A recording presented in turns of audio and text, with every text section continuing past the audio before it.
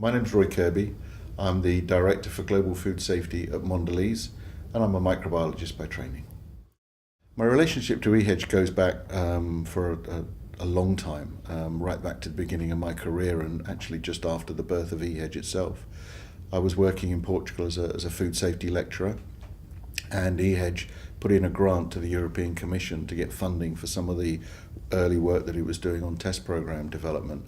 And I was lucky enough to be asked by my university to be part of that program. We cover everything from trying to look at what we believe might be coming down the track in terms of what we call emerging issues in food safety. And for that, we'll be looking at databases, scientific literature, and other sources. But also then we take that and we try and make sure that our policies and programs that we've got in place to control food safety are up to date and relevant to those managing those emerging issues.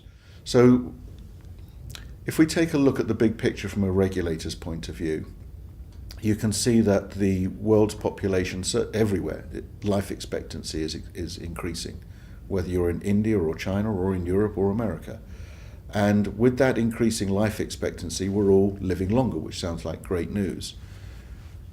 The other part of that picture, though, is that our what's called your healthy life years, the number of years you live healthily without any major medical intervention, has not been increasing.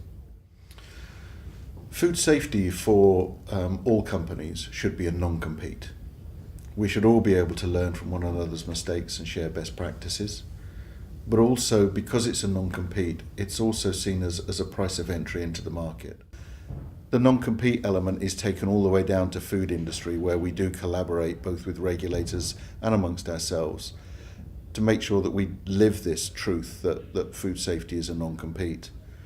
It's also really good to see examples of this with collaboration coming between organisations such as GFSI and EHEDG, where we've got some good collaboration from EHEDG experts on helping us fill in one of the missing scopes or empty scopes on the current benchmarking requirements.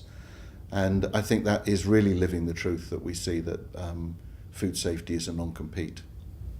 One of the things that I fundamentally believe is that almost everything in the world is based upon trust. The fact that I'm here talking to people today and agreeing to this to be put out is because I trust what's going to be done with it. It's exactly the same with everything we do in the area of food safety. It's built upon trust. One of the ways that you build trust is by getting to know people. And because we are dependent on one another and because food safety is a non-compete, we do need to be able to get over that initial reluctance to genuinely trust people. Getting together, meeting face to face, having these conversations, sharing experiences is one of those ways that we build trust.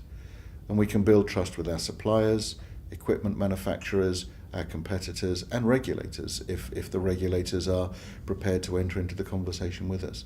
So I think that these activities are really important in building trust, which is at the base of everything that we do. Dr. Kirby, thank you very much. Okay, was that it? Did I pass the audition? Oh, yeah. You got the role. Did I? Sure.